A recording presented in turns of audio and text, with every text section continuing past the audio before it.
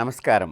Big TV ప్రేక్షకులందరికీ కూడా దసరా శుభాకాంక్షలతో మనం శ్రీదేవి వైభవం అనేటువంటి విషయాల గురించి తెలుసుకునే ప్రయత్నం చేద్దాం.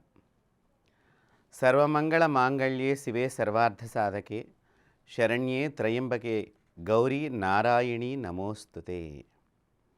అమ్మవారి యొక్క నవరాత్రులు పురస్కరించుకుని మనం అమ్మవారికి సంబంధించినటువంటి ఒక్కొక్క రోజు ఒక్కొక్క అలంకారము అమ్మవారిని మనం చేసుకుంటూ అమ్మవారి ఏ రోజున ఏ అలంకారంగా దర్శనమిస్తుందో దాని విశిష్టతని తెలుసుకోవటమే ఈ దేవి వైభవం యొక్క విశేషత. అలాంటి గొప్పదైనటువంటి అమ్మవారికి సంబంధించినటువంటి అనేక ముఖ్య విషయాలని మన బిగ్ టీవీ ప్రేక్షకులందరికీ కూడా ఇక్కడ తెలియచేస్తున్నాం. ఇప్పుడు మనం ఈ దేవీ వైభవంలో ఏ రోజు ఏ అమ్మవారికి ఏ విధమైనటువంటి వస్త్రధారణ, ఏ రకమైనటువంటి పుష్పాలతో పూజ చేస్తే ఆ అమ్మవారి అనుగ్రహానికి మనం పాత్రలమవుతాము, అలాగే అమ్మవారిని ఏ విధంగా పూజించాలి అనేటువంటి విషయాలన్నింటినీ కూడా తెలుసుకుందాం. అమ్మవారు గాయత్రీదేవిగా దర్శనమిస్తుంది. ఈ గాయత్రీదేవి 5 శిరస్సులతో దర్శనమిస్తుంది. ఇక్కడ మనం బాగా చూడవలసినటువంటి గొప్ప శక్తి ఏమిటంటే మన శ్వాస మీద ధ్యాస, ఈ యొక్క ప్రాణాయామం మీదంతా కూడా. అంటే ప్రతి మనిషి కూడా ప్రాణాయామం చేయాలండి. స్త్రీలైనా పురుషులు కూడా ప్రాణాయామం చేసి సంధ్యా సమయంలో, అంటే ఏమిటి సంధ్యా సమయం అంటే రాత్రి నుంచి ఉదయం వచ్చేటప్పుడు, అలాగే ఉదయం నుంచి మధ్యాహ్న కాల సమయంలో, మళ్ళీ మధ్యాహ్నం నుంచి సాయంత్ర సమయంలో, మళ్ళీ సాయంత్రం నుంచి రాత్రి సమయంలో, ఈ కాలాన్ని సంధికాలం కింద చెప్పడం జరుగుతుంది. దీన్నే సంధ్యాకాలం అంటారు. ఈ సంధ్యా సమయంలో ఎవరైతే గాయత్రీదేవిని పూజ చేస్తారో ఆ గాయత్రి చాలా సంతోషపడుతుంది. అసలు ఈ గాయత్రిని మనం ఎందుకు పూజ చేయాలంటే దానిలో అక్కడ చాలామంది రాక్షసులు సూర్యోదయాన్ని సూర్యాస్తమయాన్ని అడ్డుకుంటూ ఉంటారటండి, కాకుండా ఉండటానికి. మందేహులు అనేటువంటి రాక్షసులు ఈ సూర్యోదయం కాకుండా ఆపుతూ ఉంటారు. కాబట్టి ఈ మందేహుల యొక్క బాధ నుంచి సూర్యుడిని రక్షించేటువంటి దేవత ఎవరయ్యా అంటే గాయత్రీదేవి. ఆవిడకే సరస్వతి, వ్యాహృతి ఇలా నామావళన్నీ ఉన్నాయి.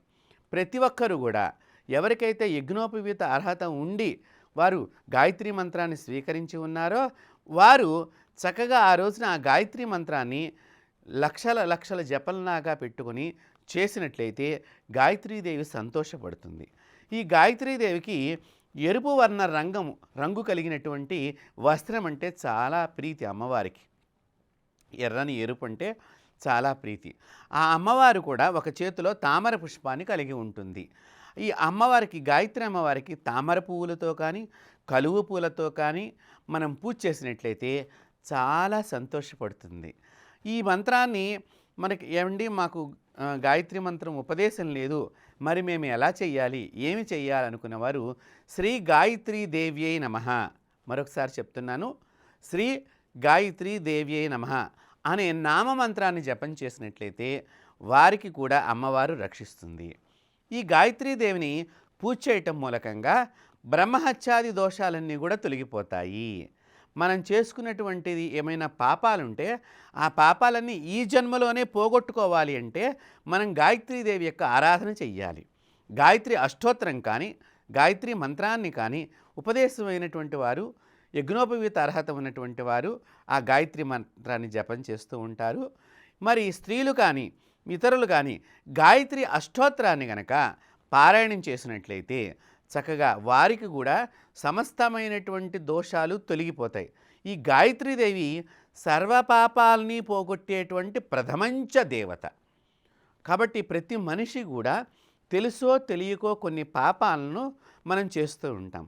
ఏమండి మేము ఏం పాపం చేయలేదు, మేము చాలా బాగున్నాము, మంచిగా జీవనం సాగించాము అన్నా కూడా ఏమండి మీరే కాదు మేము కూడా కొన్ని పాపాలని చెయ్యాల్సి వస్తుంది. మాట్లాడటం అనేది కూడా ఒక పాపము అని శాస్త్రం చెప్పింది. అంటే మనం మాట్లాడుతున్నప్పుడు మన పళ్ళ మధ్య లోపల చిన్న చిన్న కంటికి కనిపించినటువంటి సూక్ష్మజీవులు మరణిస్తాయిటండి. అలాగే భోజనం చేసేటప్పుడు ఆడవారు వంట చేసేటప్పుడు పాపం ఎంత జాగ్రత్తగా చేసినా ఎక్కడో ఒక చోట పురుగు లోపలికి వెళ్ళిపోయి వంటలోకి వెళ్ళిపోయి అది చనిపోతుంది. అలాగే మనం పచ్చడి చేసేటప్పుడు వంట చేసేటప్పుడు కొన్ని గాలిలో ఉండేటువంటి సూక్ష్మజీవులన్నీ దానిలో పడి చనిపోతూ ఉంటాయటండి. దీన్నే పంచసూన దోషాలు అని శాస్త్రం అంటారు. కాబట్టి ఇవి ప్రతి ఒక్కరం చేస్తూనే ఉంటాం. మనం దీన్ని ఆపే శక్తి ఎవరికీ లేదు. కాబట్టి వీరు ఏమి చేయాలి? ఈ గాయత్రి సాధన చేయటం మూలకంగా, అలాగే ఎవరైనా పాపాలు స్వార్థం చేత కానివ్వండి, లేకపోతే ఎవరు ప్రోత్సహించడం వలన జరగటం కానివ్వండి, లేదా వారికి ఇది పాపం అని తెలియక వారు పాపం చేసి ఉండటం కానివ్వండి, అలా జరిగి ఉంటే ఈ గాయత్రీ దేవిని ఆరాధన చెయ్యాలి. ఈ గాయత్రీ దేవతని ఏమండి మాకు అంత శక్తి లేదు, మేము చేసుకోలేము అనుకున్న వారు సద్బ్రాహ్మణుడి చేత మీ నామగోత్రాలతో చక్కగా గాయత్రి మంత్రాన్ని జపం చేయించుకుని ఆ తీర్థాన్ని కనుక మీరు స్వీకరించినట్లయితే మీకు సర్వపాపాలు పోతాయి. సర్వ పాపాలని కూడా ఇక్కడ అందుకనే గాయత్రీదేవికి అంత విశిష్టమైనటువంటి మంత్ర శక్తి ఉన్న మంత్రరాజము అని పేరు గాయత్రీదేవికి. కాబట్టి అంత మంత్రరాజం అనేది ఎందుకు వచ్చిందంటే ఏ పాపాన్నైనా సరే, ఎంతటి పాపాన్నైనా సరే మనము గనక ప్రాయశ్చిత్తం చేసుకోవాలి, నేను తప్పు చేశాను అనేటువంటి నీలో గనక పశ్చాత్తాపము కలిగి ప్రాయశ్చిత్తం చేసుకోవాలంటే గాయత్రీదేవి యొక్క పాదాలను కనుక పట్టుకున్నట్లయితే మన పాపము తొలుగుతుంది. ఈ అమ్మవారికి 5 తలకాయలు ఉంటాయి. ఈ ఒక తలకాయ నీలవర్ణంలో, ఒక తలకాయ శిరస్సు మనకి ఆకుపచ్చ వర్ణంలో కనిపిస్తూ ఉంటుంది. మిగతా 3 శిరస్సులు కూడా ప్రాతకాల వేళ సూర్యుడు ఎలా ఉంటాడు, మధ్యాహ్నం వేళ సూర్యుడు ఎలా ఉంటాడు, సాయంకాలం వేళ సూర్యుడు ఎలా ఉంటాడు అనేటువంటి రంగు వర్ణంగా ఈ ముఖవర్ణాలన్నీ కూడా కలిగి ఉంటాయన్నమాట. అయితే ఈ నీలం వర్ణము, ఈ ఆకుపచ్చ వర్ణం ఏమిటి అంటే నిశరాత్రి సమయంలో అమ్మవారి యొక్క స్వరూపం. నేను ఇందా చెప్పాను కదా మనకి సంధ్యా సమయాలు, ఆ సమయాల యొక్క వర్ణాలని ఆ అమ్మవారు ధరించి ఉన్నది. అందువలన ఆవిడకి 5 ముఖాలుగా మనకి ప్రభాసిల్లుతున్నది. కాబట్టి ఈ అమ్మవారికి ఎరుపు రంగు చీరని మీరు ధరింపచేసి చక్కగా ఆసీనులయ్యి 2 చేతులు ఇలా నిటారుగా పెట్టుకుని మీరు ఆ గాయత్రీ దేవుని కనుక స్మరణం చేసినట్లయితే మీ పాపాలన్నీ తొలగిపోతాయి. ఈ గాయత్రీ దేవికి ముఖ్యంగా మహానివేదన చెయ్యాలి. మహానివేదన అంటే ఏంటండి? మనం వంట చేసేటప్పుడు చక్కగా అన్నంలో పెసరపప్పు వేసి అన్నము వండి ఆ అన్నాన్ని ముట్టుకోకుండా, అంటే చాలామంది ఉడికిందా ఉడకలేదా చేసి పెట్టి ఇలా చేస్తారు. అలా చేయకూడదు. దానంతటికి అదే ఉడుకుతుంది. చక్కగా ఉడికిన తర్వాత ఒక ఇస్తట్లో కానీ లేదా అదే గిన్నెలో కొద్దిగా కూర, ఒక ముక్క కూర, కొద్దిగా చారు, పెరుగు, ఎవరు ఎంగిల్ చేయని పదార్థాలన్నీ దానిలో వేసి నెయ్యి వేసి అమ్మవారికి మహానివేదన పెట్టినట్లయితే ఆ అమ్మవారు చాలా పెద్ద శక్తిగా మారిపోయి మనల్ని రక్షిస్తుంది.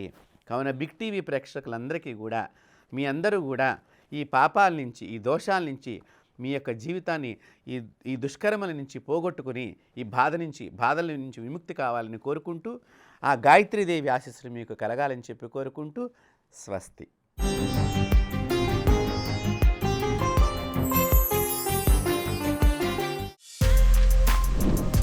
For more videos like this, subscribe Big TV channel.